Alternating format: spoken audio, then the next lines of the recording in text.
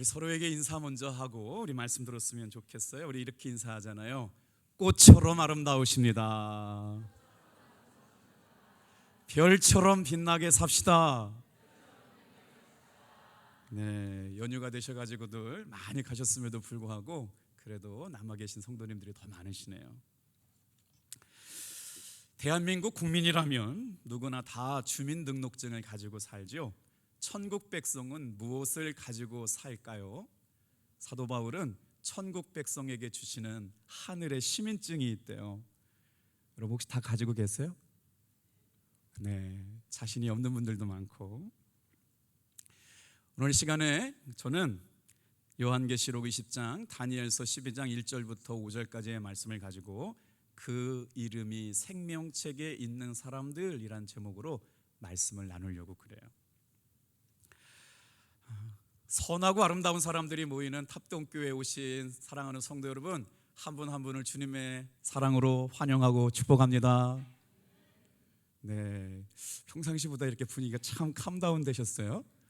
분위기가 비 오면 좀 그렇지만 또 은혜는 여전히 한결같아서 놀랍게 일하실 줄로 믿습니다. 오늘은 하나님 나라 생명책에 관한 말씀을 나누려고 그래요. 주일날 설교 말씀을 전하다 보면요, 열심히 최선을 다하고 노력을 해도 어떤 날은 은혜 받았다라는 분들도 있고요, 정말 저는 은혜 받은 것 같은데 여러분 분위기가 꼭 오늘 같아요. 이렇게 뭔 일, 집안에 우울한 일 있나 뭐 이런 거 있잖아요. 일부 예배 끝나고 나서 주님께서 용기를 주셨어요. 김동기 전사님이 목양실에 찾아 올라와 가지고요, 목사님 지금까지 들었던 설교 중에 오늘 말씀이 제일 은혜롭습니다. 그래. 지금까지는 그런 은혜를 못 받았다는 얘기야. 눈물이 났다는 거예요. 근데 오늘 말씀은 굉장히 딱딱하고 성경만 갖고 얘기하고 은혜 받을 포인트가 없을 수가 있어요, 여러분. 근데 은혜 받았다고 하니까요, 마음의 문을 좀 살짝 열어보세요. 우리 한번 두 손을 다 들었어요. 우리 한번 인사하겠어요? 빛이 있으라. 저보고 축복해 주셔서 감사해요. 옆에 분 보고 빛이 있으라 했으면 좋겠어요. 둘, 셋. 빛이 있으라. 처음 오신 분들은 잘못된 게 오셨다고 생각하니까 설명해 드릴게요. 보시기에 좋았더라. 시작. 아멘. 하나님 나라에는 생명책이 있답니다. 사람들이 사는 땅에는 살생부가 있다죠. 살생부가 언제 만들어졌을까요? 죽이고 살릴 사람의 이름을 구분해서 적어놓은 명부가 살생부예요. 하나님 나라에는 생명책이 있는데 사람들이 살아가는 땅에는 여러분 살생부가 있다는 거예요. 조선시대 개유정난 때 수양대군이 자신이 정권을 찬탈하라고 하는 것이 여러분 당위성이 없었어요. 그러다 보니까 반대할 만한 사람들을 찾아내가지고 그 사람들을 없애버리라고 누가 천거를 했느냐? 한명회라고 하는 책사가, 드라마 보면 뭐 키도 좀 작고 막 악랄하게 생겼고 조금 괴짜같이 생겼잖아요. 제가 공부해 보니까요, 한명회는 키가 크고 학식과 덕망이 아주 호방한 사람이었대요. 그러니까 한 나라를 이렇게 왕권을 세우게 되는데, 수양대군이라고 하는 사람을 왕위에 앉히기 위해서 한명회라는 사람이 이 일을 주도해가지고요 개유정난을 일으켰는데, 그때 만들어진 살려야 될 사람, 죽여야 될 사람을 적어놓은 책이 살생부랍니다. 영의정 황보인, 좌의정 김종서, 이조판서 조국관, 그 다음에 좌찬성 이양은 다 죽여버리래요. 이게 살생부예요. 조선시대 태어났으면 우리가 살생부에 기록됐을지도 몰라요. 그런데 오늘 이 땅에 살아가는 여러분, 저와 여러분의 이름은 하나님 나라 생명책에 기록되어야 할 줄로 믿습니다. 이제 질문할게요. 여러분의 이름은 생명책에 기록되신 줄 믿으십니까? 아멘 소리가 크네요. 진짜예요? 와우. 설교 끝. 왜 우리의 이름이 하나님의 나라 생명책에 기록되어야 되는지를 말씀을 통해서 한번 찾아볼게요. 하나님은 살리시고 구원하시려고 생명책을 만드셨고, 사람이 사는 이 땅에서는 사람을 죽이려고 살생부를 만들었습니다. 아무리 철저하게 계획하고 준비해도 여러분 살생부에 기록된 사람들은 살아남지 못하고 영의정도 죽고 좌의정도 죽고 이조판서도 죽고 다 죽었다는 게 역사의 기록이잖아요. 그런데 하나님의 생명책에 기록된 사람들은 한 사람도 남김없이 천국에 들어가게 될 줄로 믿습니다. 자, 그래서 오늘은 왜 우리가 생명책에 기록되어야 되는지를 바로 하나님 나라 생명책에 관한 말씀을 나누려고 그래요. 여러분 가지고 계시는 성경책 다니엘서 12장을 좀 펼쳐주시고 1절 2절을 읽을 텐데, 왜 이 책을 읽으려고 하느냐? 하나님 나라 생명책에 관한 내용이 성경에 이렇게 보고하고 있어요. 그런데 12장 1절을 읽다 보니까 그때라고 하는 단어로 시작하잖아요. 성경에는 첫 문장이 굉장히 중요합니다. 그때라고 하는 것은 세상 끝날이란 말이에요. 궁금하지 않습니까? 우리가 살던 날이, 마지막 날이 어떻게 다가올 거라고 하는 걸 잘 모르잖아요. 그러니까 수많은 이단들이 이걸 가지고 자기들 논리를 맞추는 데 사용하는데, 오늘은 성경 안에서 저와 여러분들이 마지막에 소망해야 될 하늘의 생명책에 대한 내 이름이 기록되는 게 얼마나 중요할지, 세상 끝날에 일어날 일에 대하여 말씀하고 있는 1절 2절을 읽어보겠어요. 큰 목소리를 같이 한번 읽어보겠습니다. 그때 내 민족을 호위하는 큰 군주 미가엘이 일어날 것이요, 이는 개국 이래로 그때까지 없었던 환난일 것이며, 그때 내 백성 중 책에 기록된 모든 자가 구원을 받을 것이요. 아멘. 자, 2절이요. 땅의 티끌 가운데서 자는 자 중에서 많은 사람이 깨어나 영생을 받는 자도 있겠고, 수치를 당하여서 영원히 부끄러움을 당한 자도 있을 것이며. 사랑하는 성도 여러분, 세상 끝날에 일어날 이야기에 대해서 기록하고 있는 다니엘 선지자는요, 하나님이 보낸 천사가 알게 한 것을 환상 가운데 보면서 기록해 놓았거든요. 그래서 계시다, 영어로는 리빌레이션 그러거든요. 우리말로 얘기하면 묵시다, 감추어진 비밀을 담고 있는 책이다. 그러니 우리는 성경의 말씀대로 앞으로 우리의 마지막 날에 일어날 것들을 예측하고 준비하고 살게 될 것이죠. 책에 기록된 모든 자는 구원을 받을 것이다. 그런데 2절 말씀을 좀 다시 한번 읽어볼까요? 보세요. 땅에 티끌 가운데 자는 자 중에 많은 사람이 깨어나게 되리라. 여기서 티끌이라고 하는 단어는 에노시라고 하는 단어거든요. 우리의 삶은요, 티끌에 불과해요. 흙으로 왔다가 흙으로 돌아갈 수밖에 없는 연약한 존재, 에노시 티끌이거든요. 근데 그 티끌들이 잠자던 중에 일어난다는 거예요. 그런데 생명책에 기록된 자는 어떻게 되느냐? 다 같이 한번 따라하겠습니다. 영생을 받고. 그러니까 죽은 사람들 가운데 잠자는 사람이 있어요. 그런데 깨어난 사람이 있는데, 그 깨어난 사람이 누구냐? 영생을 받은 사람이 천국에서 깨어난다는 거잖아요. 그런데 후반절을 읽어볼까요? 수치를 당하여서 영원히 부끄러움을 당할 자도 있을 것이다. 그러니까 말세 지말이 되면 어떻게 되느냐? 심판이 있는데 생명으로 옮기는 사람이 있고, 심판을 통해서 저주와 지옥으로 가는 사람이 있기 때문에 오늘 여러분 이 예배가 얼마나 중요한지 아십니까? 예배 한 번 때문에 저와 여러분의 영혼이 천국과 지옥의 갈림길에 서 있음을 믿으시길 바랍니다. 저도 오늘 이 시간 예배를 드리면서 눈물이 났어요. 정말 우리가 열심히 기도했거든요. 마음을 안 쏟아본 사람은 오늘 예배가 기대가 없어요. 그런데 사랑하는 아빠들의 이름을 불러가는 어린이들을 생각했어요. 우리 교회 학교 어린이들이요, 아빠 교회 나오게 해달라고요 168명을 작정했잖아요. 몇 분이 오셨는지는 중요하지 않아요. 분명히 때가 되면 오실 줄로 믿습니다. 우리 아이들이 아빠 이름 불러가면서 기도할 건 생각하니까 뭉클하고, 오늘 과연 몇 분이나 오셨을까 기대했지만 여러분, 하나님께서는 이미 승리하신 줄로 믿습니다. 놀랍게도요, 책에 기록된 모든 자가 구원을 받을 것이라고 말씀하셔서 그 사람 가운데 깨어난 사람은 영생을 받고 천국으로 가지만, 수치를 당하고 영원한 부끄러움을 당할 사람들이 있대요. 그 사람이 누구일까요? 생명책에 기록하지 못된 사람들, 바로 지옥으로 갈 영혼들이 있음을 성경은 얘기하고 있습니다. 그때에 성경 말씀을 읽을 때 다 은혜가 되는 거 아닙니다. 설교 말씀을 읽을 때 다 은혜가 되는 게 아니에요. 그 한 단어거든요. 그때예요.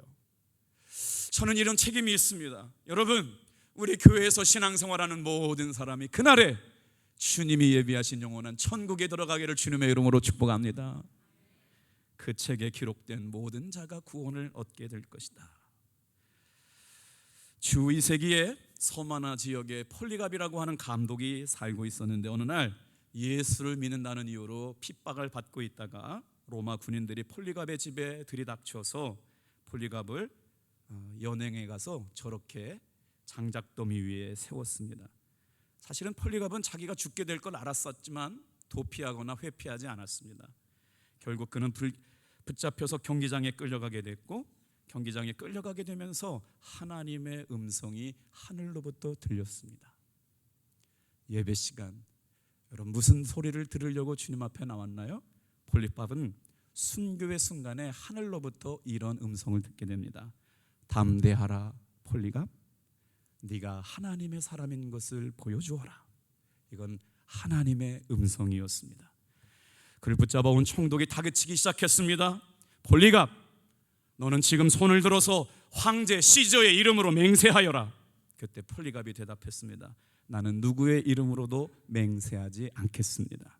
그때 총독이 소리치며 다그칩니다. 나에게는 맹수가 있다. 만일 네가 돌이키지 않는다면 맹수의 밥이 되게 할 거야. 폴리갑이 대답합니다. 나는 맹수를 두려워하지 않습니다. 오직 살아계신 하나님만 두려워할 뿐입니다. 그때 총독이 다시 말합니다. 나에게는 불이 있다. 내가 너를 저 불구덩이에 던져버릴 거야. 폴리갑이 말합니다. 불은 잠깐 타다 없어지겠지만 지옥불은 영원히 불탈 것입니다. 별 수 없이 총독은 바로 폴리갑을 저렇게 장작더미 안에서 불타 죽도록 화형을 내렸습니다.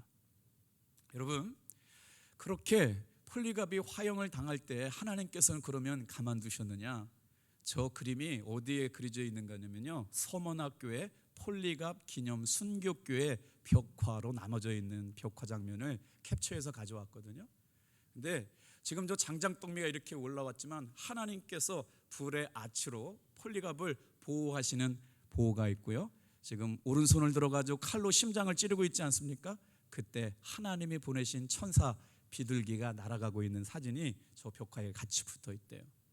근데 제가 저 사진을 가져온 이유는 그것 때문이 아니었어요. 자, 센스가 있는 분들을 한번 찾아보세요. 저 그림을 그린 사람은 누구일까요? 등장인물 중에 누구세요? 엄청 센스가 뛰어나신 분이세요. 자, 이 그림을 그린 사람을 누군가 살펴보았더니요, 저 그림은 폴리갑의 순교라고 하는 제목의 그림이거든요. 근데 저 자리에 마치 자신이 있는 것처럼 나도 예수님께만 수갑 채워져서 예수 믿다가 순교자의 삶을 살겠습니다 라고 고백했던 저 그림을 그린 사람이 바로 여러분 보시기에 지금 저도 왼편에 보이거든요. 여러분도 왼편에 보이시죠? 수갑을 차고 있는 저 사람이 저 그림을 그린 화가 프랑스의 작가 프랑스 레이몬드 페레라고 하는 사람입니다. 저 그림을 그리면서 고백했대요. 나도 폴리갑처럼 오직 예수님만 증거하다 죽겠습니다. 오직 예수님만 믿으며 살겠습니다. 그래서 그 고백을 담아가지고요, 죄인된 자기의 모습을 수갑 채워져가지고 저 그림에 넣게 되었대요. 사랑하는 성도 여러분, 예수 잘 믿고 생명책에 기록되는 귀한 믿음의 삶을 살아가는 성도들 되기를 축복합니다. 자, 왜 우리의 이름이 성경책에 기록되어야 할까요? 우리는 세 가지를 묵상하게 될 텐데, 첫 번째 한번 따라해 주시겠어요? 하나님의 오른손에 생명책이 들려 있습니다. 성경에는 말세지 말에 일어날 세상 끝날의 일과 징조에 대해서 말씀하고 있는 성경이 두 권이 있는데, 다니엘서가 그렇고요, 요한계시록이 그렇습니다. 하나님 나라 생명책을 소개하고 있는 책 중에 요한계시록이라고 하는 책은 바로 세상 끝날에 대한, 종말에 대한, 말세지 말에 대한 이야기들을 자세하게 기록하고 있는데, 예수님의 제자 가운데 가장 오래 산 제자가 여러분 누군지 아세요? 바로 사도 요한이었습니다.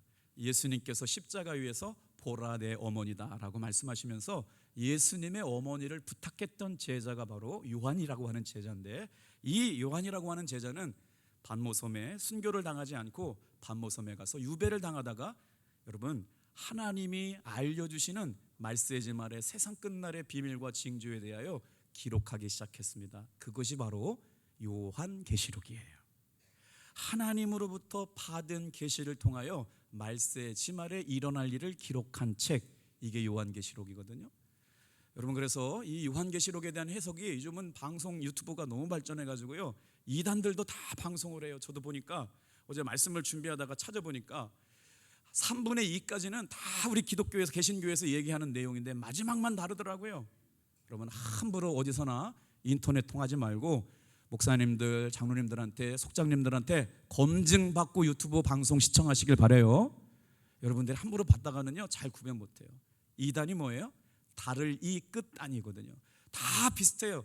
그런데 마지막 끝이 달라요. 그래서 엉뚱한 교리를 가리키거든요. 자, 보세요. 요한계시록 5장 말씀은 1절부터 5절까지를 같이 읽을게요. 우리가 시간이 없어서 주일날 말씀을 잘 먹지만 오늘은 말세지 말에 일어날 일을 사도 요한이 계시 가운데, 환상 가운데 받았다는데 도대체 무슨 말씀을 받았는지를 같이 읽어보겠습니다. 제가 1절 읽고 여러분이 2절 번갈아 가면서 5절까지 읽겠습니다. 내가 보매 보좌에 앉으신 이의 오른손에 두루마리가 있으니 안팎으로 썼고 7인으로 봉하였더라. 또 봄에 힘있는 천사가 큰 음성으로 외치기를 누가 그 두루마리를 펴며 그 인을 떼기에 합당하냐 하나. 하늘 위에나 땅 위에나 땅 아래에 능히 그 두루마리를 펴거나 보거나 할 자가 없더라. 그 두루마리를 펴거나 보거나 하기에 합당한 자가 보이지 아니하기로 내가 크게 울었더니 장로 중에 한 사람이 내게 말하되 울지 말라. 유대 지파의 사자 다윗의 뿌리가 이겼으니. 그 사부터 같이 읽을게요. 시작. 그 두루마리와 그 7인을 떼시리라 하더라. 자, 무슨 꿈을 꾸고 있나요? 예배 시간이라고 다 같은 예배 시간이 아닙니다. 말씀이라고 해도 다 같은 말씀이 아닙니다. 사모하는 사람에게, 기대하는 사람에게 다 같이 한번 따라해 볼까요? 휴리스코, 발견되어진 은혜입니다. 1년 수십 년을 교회 다녔음에도 불구하고 예수님의 진리, 예수님의 생명이 발견되어지지 않으면 그냥 교회만 왔다 갔다 하는 사람인데요, 오늘 사도 요한은 다른 제자들보다 더 특별하게, 예수 믿는 그들보다 더 특별하게 하나님이 주시는 계시의 말씀을 기록해 놓으면서, 여러분, 하나님의 오른손에 들려있는 성경책이 안팎으로 쓰여져 있는 걸 보게 된 거예요. 그런데 지금 요한계시록의 가장 클라이막스가 어디서부터 시작되느냐? 4장과 5장과 6장으로 들어가는데, 여러분, 첫째 대제가 뭐라고요? 하나님의 생명책이 하나님의 오른손에 들려있다고요. 마지막 날이 되면 어떻게 된다고요? 오른손에 들려있고 있었던 생명책을 누구에게 주시느냐? 예수님께 건네주신다는 거예요. 이 날이 끝날입니다. 그러면 어떻게 돼요? 이제 예수님께서 천군과 천사장을 데리고 오셔서 이 땅에 재림하게 되실 때마다 어떻게 해요? 생명책에 기록된 사람은 구원을 받고, 생명책에 기록하지 못한 사람은 영원한 수치와 저주, 무적행에 빠져가지고 지옥에 가게 되는 상급을 받는 날과 심판을 받는 날이 시작된다는 말씀이 시작되거든요. 그런데 놀랍지 않습니까? 사도 요한은 이거를 바라보기는 바라봤어요. 그러니까 뭐냐면요, 영적 세계가 열린 거예요. 앞으로 일어날 일들을 하나님께서 계시, 미리 알려주셨다. 비전이란 말을 여러분 아셔요? 비전이라고 한 것과 리빌레이션, 계시는 다른데, 비전은요 앞에 미리 가서 보고 오는 게 비전이에요. 우리 탑동교에서 신앙생활하는 성도 여러분, 날마다 말씀 안에서 주님이 알려주시는 미래가 경건하게 펼쳐지기를 주님의 이름으로 축복합니다. 어떻게 펼쳐진다고요? 우리는 말씀을 통해서 일어날 일을 미리 보고 온 사람들이에요. 라틴어 비지오에서 비전이란 말이 왔거든요. 그런데 우리는 지금 말세지 말에 지금 닥치진 않았지만 말세를 살아가고 있어요. 어떻게 살아가요? 예수님께서 가르쳐 주신 종말의 때를 살아가라고 성령을 주셨는데, 마지막 때를 우리가 모르면 그 때를 준비하지 못할 거 아니에요. 그랬더니 그 마지막 때가 언제냐? 하나님이 들고 계시던 안팎에 기록된 생명책을 어린 양이신 예수님께 전해주는 그때라고 하는 거예요. 그때가 이르기 전에, 그때는 언제인지 몰라요. 여러분과 제 이름이 생명책에 기록되어 있음을 감사하십시다. 믿으십시다. 아직 확신이 없다면 예수님을 오늘 영접하심으로 말미암아 생명책에 기록되는 은혜를 누리시기를 축복합니다. 자, 첫 번째, 이렇게 하나님의 오른손에 생명책이 있다는 말씀을 들었고, 이제 굉장히 중요한 5장 7절 말씀을 같이 한번 읽어볼게요. 자, 시작. 그 어린 양이 나와서 보좌에 앉으신 이의 오른손에서 두루마리를 취하니라. If Bible says so, I believe that. 성경이 말씀하시는 대로 우리는 믿습니다. 다른 건 믿지 않아요. 우리는 성경이 말씀하신 대로 믿어요. 저와 여러분들은요, 보좌에 앉으신 이가 뭐예요? 심판주요 창조주 하나님께서 그 고난을 누구에게 넘겨주시냐? 우리에게 구원의 역사, 생명의 역사, 하나님의 은혜로 말미암아 생명책에 기록된 사람들을 구원하시기도 하시고 심판하시기도 하시고 상을 주시기도 하시고 지옥에 보내시기도 하시는 심판주로 오시는 예수님에게 그 고난을 위임해 주셨다는 거예요. 그날이 끝날입니다. 그런데 지금 요한계시록을 쓰고 있는 사도 요한이 뭘 보고 있어요? 어린 양이 나와서 보좌에 앉으신 이가 오른손에 들고 있던 성경책을 예수님께서 넘겨주시는 그때입니다. 이게 바로 요한이 본 환상의 절정인 것이죠. 두루마리를 취하고 계신 분이 누구일까요? 어린 양이 누구일까요? 다 같이 따라하겠습니다.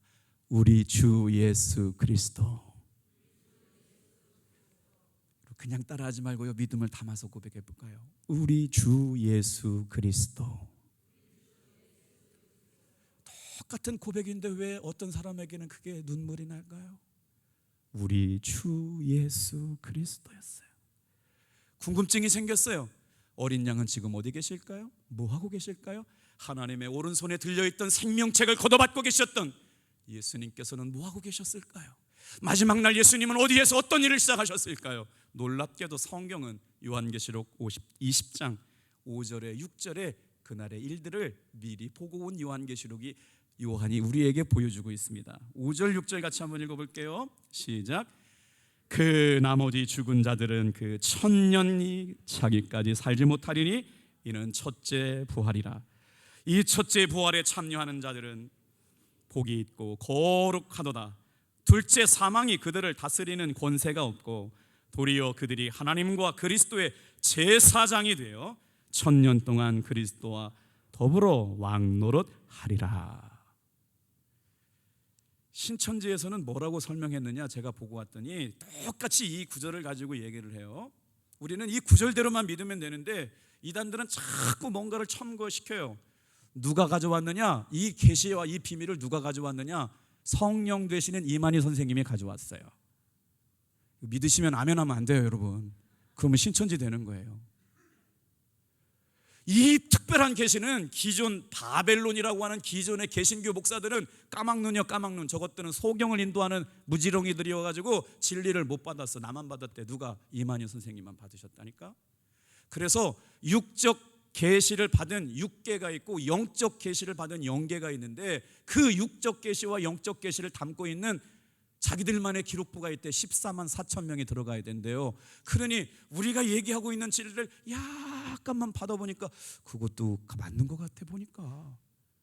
세상에 이 사람들이요, 몽골에 가가지고 K-팝 통해가지고 며칠 전에 3천 명 전도했대요. 무슬림들을 265명 전도했대요. 정신 바짝 차려야 돼요. 성경을 모르면 쏙습니다. 사랑하는 성도 여러분, 이 말이 뭘까요? 기독교인을 박해하고 예수 믿는 사람들을 저주하고 불태워 죽이고 복음 전하다 순교당한 사람들이 이제 더 이상 여러분 마귀의 지배를 받지 않아요. 우리 한 권사님이 저에게 질문하셨어요. 목사님, 하나님이 창조하신 위대한 세상을 왜 공중의 권세를 잡은 마귀가 다스린다고 말씀을 하는 겁니까? 궁금하셨잖아요. 맞아요. 그런데 하나님께서는 잠시 잠깐 동안 마귀가 득세할 것을 내버려 두셨지만 여러분, 첫째 부활이 오기 전에 사탄의 세력은 완전히 개박살나고 주님의 나라가 임함을 믿으시길 바랍니다. 그때 어떻게 된다고요? 순교자들이 잠자는 티끌 가운데 부활하는 역사가 일어난다는 거예요. 그러니 여러분, 어떻게 부활한대요? 다 같이 한번 따라해 보겠어요. 하나님과 그리스도의 제사장이 되어 천년 동안 왕노릇하리라. 이때 축복하셔야 돼요. 당신은 왕같은 제사장으로 부름받았습니다. 시작. 14만 4천 명에 기록되는 게 여러분 신천지 이야기가 아니고요, 성경에 기록된 우리에게 주시는 말씀인 줄로 믿습니다, 여러분. 그래서 우리가 지금 뭘 주목했어요? 하나님의 오른손에 들려져 있는 생명책이 이제 구원받을 사람, 심판받을 사람, 상급받을 사람, 저주받을 사람을 구원하시기 위하여, 여러분 판명하시기 위하여 심판자로 오시는 예수님이 생명책을 들고 오시는 그날이 끝날이다 이거예요. 그날이 되기 전에 여러분, 저와 여러분의 이름이 생명책에 기록됨을 감사하며 신앙생활하기를 축복해요. 두 번째로 넘어가겠어요. 자, 다 같이 따라해 보겠습니다. 생명책에 기록된 사람이 구원을 받습니다. 자, 지금까지는 뭔 말씀을 드렸어요? 하나님의 오른손에 생명책이 있었다. 그 오른손에 들려 있었던 성경책을 예수님으로부터 넘겨 드렸다. 그리고 나서 그 다음에 어떤 역사가 일어나게 되느냐? 이제는 바로 어린 양이 심판주로 오시는 일들이 시작되게 되는데, 요한계시록 20장은 마지막 날에 있을 천년 왕국에 대해서 이 이야기가 등장하는데, 이 한 구절만 가지고도요 교파별로 해석이 너무 달라요. 그렇기 때문에 지금 이 시간 다루지 않지만 대략적인 성경의 의미를 설명해 드려 볼게요. 지금까지 공중의 권세를 잡고 살았던, 예수 믿는 사람들을 죽이고 불태우고 순교하고 감옥에 가게 했던 여러분 마귀가 드디어 끝이 납니다. 그 마귀를 배후에서 조정했던 바벨론 제국이 멸망한 다음에 예수님께서 생명책을 가지고 오면 어떻게 되느냐? 마귀가 지옥에 갇혀버리게 되고, 예수 믿는 사람들이, 순교당한 사람이, 감옥에서 참수당한 사람들이, 순교의 피를 흘린 사람들이 여러분 부활하게 될 줄로 믿습니다. 그 이야기를 하고 있는 거예요, 요한계시록 20장이. 이제는 더 이상 공중의 권세 잡은 마귀가 역사하지 못하고 하나님이 예수님을 통하여 놀라운 역사가 일어나게 된다는 말씀이 요한계시록 20장 12절에 있는데, 같이 한번 읽어볼게요. 자, 죽은 자들의 영혼이 어디로 가는지 궁금한 분은 이 말씀을 암송하시길 바라요. 성경에는요 죽은 자들의 영혼이 이렇다고 분명하게 기록해 놓고 있습니다. 요한계시록 20장 12절 큰 목소리로 읽어볼게요. 시작. 또 내가 보니 죽은 자들이 큰 자나 작은 자나 그 보좌 앞에 섰는데, 책들이 펴 있고 또 다른 책이 펴졌으니 곧 생명책이라. 죽은 자들이 자기 행위에 따라 책들에 기록된 대로 심판을 받으니, 이 15절이요. 시작. 누구든지 생명책에 기록되지 못한 자는 불못에 던져지리라. 오늘 우리 교회에 처음 나오신 분들이 몇 분 계신데요, 잘 나오셨어요.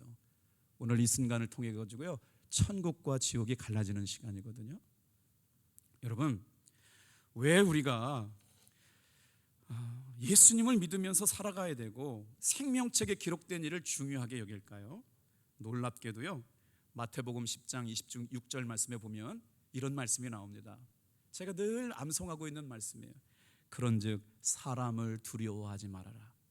감추어진 것은 드러나게 되고 숨기어진 것은 알려지게 되리라. 그러니까 여러분, 내가 죄짓지 말고 살아야 할 이유가 분명합니다. 내가 하나님을 속이고 만우를 여기면서 죄책감을 가지고 살아지 말아야 될 이유가 분명합니다. 그런데 예수님 안에 여러분 죄는 사함받게 되고 용서함받게 됨을 믿으십시오. 모든 죄는 예수님 안에서 깨끗하게 씻겨질 줄로 믿습니다. 그래서 우리가 예수님을 믿을 때 내 죄가 사해지고, 예수님의 이름을 믿을 때 내 삶의 모든 저주는 끝나가고, 예수님을 믿을 때 살리시는 역사, 생명책에 저와 여러분의 이름이 기록됨을 기뻐하게 될 줄로 믿습니다. 오늘 저녁에 분명한 역사가 있을 거예요. 저는 그 목사님이 단양에서부터 목회할 때 알아왔거든요. 우리 감리교 목사님 중에 저렇게 복음적으로 목회를 은혜롭게 잘하시는 분을 많이 만나기 어렵습니다. 신방을 가시고 있었어요. 단양 고개가 꼬불꼬불 하는데요, 성도님들과 함께 차를 타고 신방을 가시다가 앞에서 온 큰 차하고 정면 충돌을 했는데, 이게 웬일입니까? 그때 당시 사모님은요 건축 중이셨어요. 하나님은 참 우리 인생을 어렵게 하실 때가 있어요. 눈물 나게 하실 때가 있어요. 그때 교통사고를 당한 순간 오늘 저녁에 오시는 강사 사모님이 목뼈가 90도로 꺾여졌어요. 1급 9급 대원들이 와가지고요 사망 선고를 내렸어요.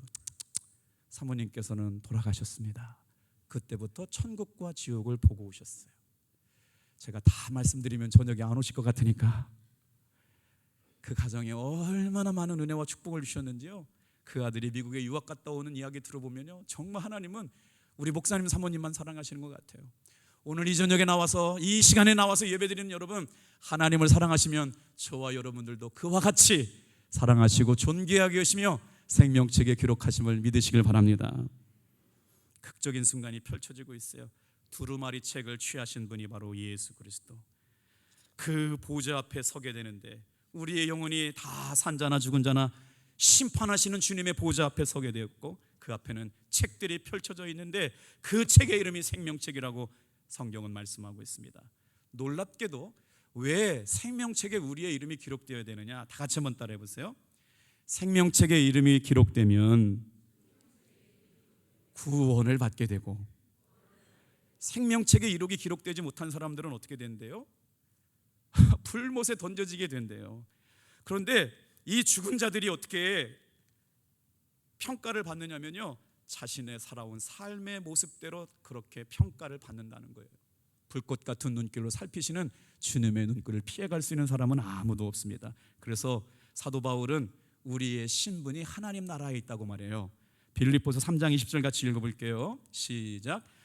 그러나 우리의 시민권은 하늘에 있는지라 거기로부터 구원하는 자 곧 주 예수 그리스도를 기다리노니. 하나님이 주시는 구원을 받는 사람은 누구라고요?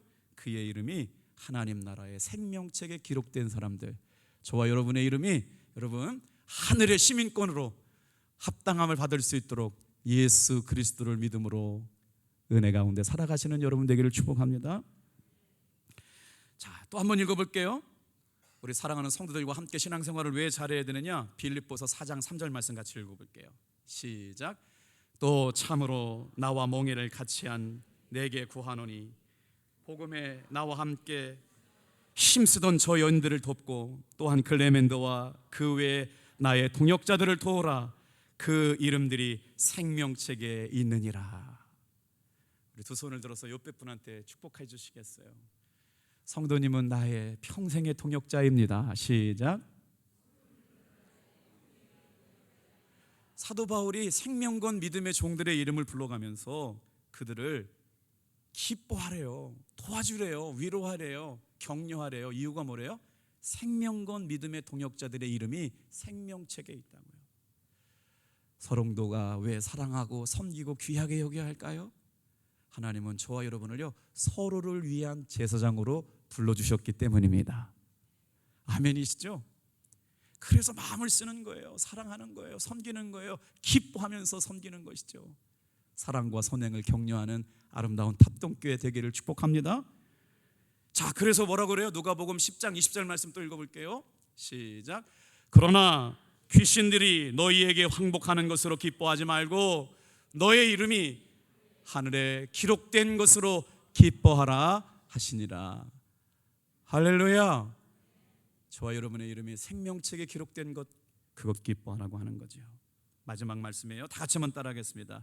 예수님을 구주로 믿을 때 내 이름이 생명책에 기록됩니다. 누가 구원받은 사람일까요? 예수님을 나의 구주로 영접한 사람이 구원받은 사람입니다. 성경이 가르쳐주고 있는 구원은 다른 이름이 없어요. 예수를 믿음으로 말미암아 구원받게 될 줄 믿는 분들은 우리 교회학교 어린이 심정으로 돌아가서 요한복음 3장 16절을 고백해 보겠어요. 시작. 하나님이 세상을 이처럼 사랑하사 독생자를 주셨으니 이는 그를 믿는 자마다 멸망하지 않고 영생을 얻게 하려 하심이라. 요한복음 5장 24절 말씀 또 읽을게요. 시작. 내가 진실로 진실로 너희에게 이르노니 내 말을 듣고 또 나 보내신 이를 믿는 자는 영생을 얻었고 심판에 이르지 아니하나니 사망에서 생명으로 옮겼느니라. 이걸 믿을 때 우리의 이름이 생명책에 기록됩니다. 왜 우리가 예수만 믿어야 된다고 그럴까요? 산신도 있고요, 마호메트도 있고요, 부처님도 있고요. 다 그냥 뭐만 하나 믿으면 다 되는 거 아닙니까? 근데 여러분, 하나님께서는 그렇게 말씀하지 않으셨어요. 다 같이 한번 따라해 볼까요? 구원을 받을 만한 유일한 이름. 왜 오늘 이 시간 여러분이 예수님을 믿어야 합니까? 구원을 주시는 이름은 하나밖에 없다고 성경에 말씀하고 있어요. 이거는 타협할 수 있는 일이 아닙니다. 사도행전 4장 12절 나의 구원을 고백하면서 고백해 보겠어요. 시작. 다른 이로서는 구원을 받을 수 없나니 천하 사람 중에 구원을 받을 만한 다른 이름을 우리에게 주신 일이 없음이라 하였더라. 여러분, 예수님의 이름에 능력이 있습니다. 예수님의 이름에 권세가 있습니다. 예수님의 이름에 회복이 있습니다. 살리시는 역사가 일어납니다. 치유하심의 역사가 일어납니다. 이 믿을 때 역사가 일어나는 거예요. 경험해 본 사람은 알아요. 오늘 이 시간도 마찬가지입니다. 구원을 받을 만한 이름을 주신 적이 없기 때문에 오늘 이 시간 저와 여러분에게는 꼭 예수님을 믿고 예수님이 나를 위해 짊어지신 십자가를 믿고 나를 위해 죽으셨음을 고백하면서 십자가의 피를 믿어야 할 이유를 성경은 이렇게 말씀하고 있어요. 자, 계시록 5장 9절 말씀 좀 보세요. 이 말씀을 좀 암송했으면 좋겠어요. 시작. 그들이 새 노래를 불러 이르되 두루마리를 가지시고 그 인봉을 떼기에 합당하시도다. 일찍이 죽임을 당하사 각 족속과 방언과 백성과 나라 가운데서 사람들을 피로 사서 하나님께 드리고. 왜 우리가 예수님을 영접해야 됩니까? 왜 우리가 예수님을 믿어야 할까요? 예수님이 하신 일을 보게 되고 알게 될 때 예수님이 믿어지는 겁니다. 예수님이 하신 일은 죄 많고 허물 많아 죽어 마땅하여 지옥 가고 심판받아야 되는 나의 영혼을 위하여 자신의 피를 흘리셔서 어떻게 하셨다고요? 나를 하나님께 드리셨다는 거예요. 예수님의 피를 흘리심으로 말미암아 내 죄를 깨끗하게 하시고 당신은 희생의 제물로 십자가에서 돌아가시는 제물이 되셨다.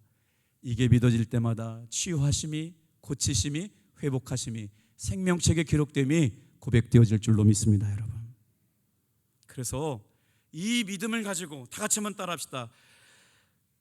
사람들을 피로 사서 하나님께 드리시고 예수님께서 나를 위해 하신 일이라고요.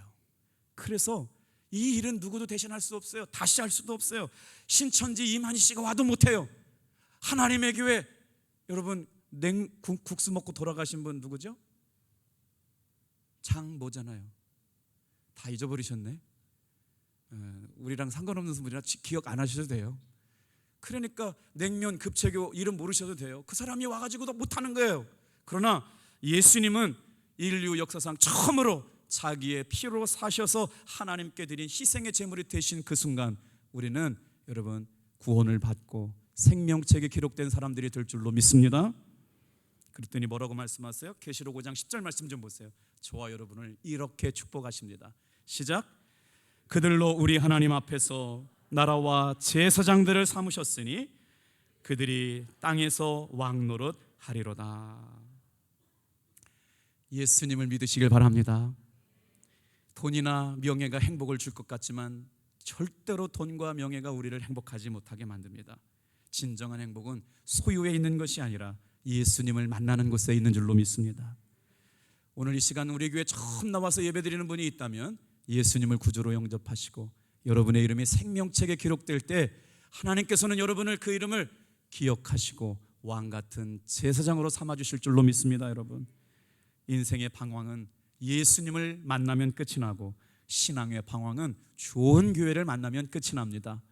오늘 선하고 아름다운 사람들이 모이는 교회에 여러분이 같이 등록하셔서 아름답게 신앙생활하기를 주님의 이름으로 축복합니다. 하나님께로 돌아오면 행복해 일들이 시작될 줄로 믿습니다. 여러분, 미국의 심리학자였던 칼 로저스라고 하는 사람이 이 말을 했어요. 1940년대 미국에 아주 중요한 내담자 중심 치료 기법이라고 하는 일을 개척하신 분이거든요. 현대를 살아가는 사람들이 고독한 이유를 두 가지로 설명했어요. 자신으로부터 소외된 상태, 결국 자기를 잃어버린 곳에서부터 오는 고독을 가지고 살아가는 사람들이 많대요. 두 번째는요, 자기를 완전히 내어 맡길 만한 존재를 발견하지 못했기 때문에 인생이 고독하다는 거예요. 우리의 영혼을 하나님께 속해 있는 줄로 믿습니다. 며칠 전에 당진 씨 때 통계 자료를 보니까요, 죄송한 이야기지만 당진의 자살률이 1등이래요. 교통사고 아니고요, 사망사고 다른 게 아니고요, 자살 때문에 가장 많은 분들이 돌아가고 있대요. 우리 탑동교회는 사람을 살리고 제자로 세우는 교회가 되기를 축복합니다. 이것이 우리 교회의 사명인 줄로 믿습니다. 지적 장애를 가지고 살았지만 천사 같은 마음으로 아주 주옥 같은 시를 썼던 천명희 시인을 여러분 아실 거예요. 최명희 시인을 아실 거예요. 모든 것은 십자가로부터 통한다. 어떤 길도 십자가의 길이 아니면 되돌아와야 한다. 어떤 화려한 말도 십자가가 아니면 맛을 잃는다. 우리의 하루하루도 십자가로 시작하여 십자가로 마쳐야 한다. 십자가의 터널을 지나 십자가 그늘에서 쉼을 얻어야 한다. 예수님 보혈 아래 생명이 있습니다. 그 생명책에 기록됨을 믿고 예수 잘 믿는 믿음의 성도들 되기를 축복합니다. 찬송가 나 같은 죄인 살리신이라는 찬양이 있어요. 이 찬양 부르시고 준비하시냐면 하나님 앞에 올려드리겠습니다.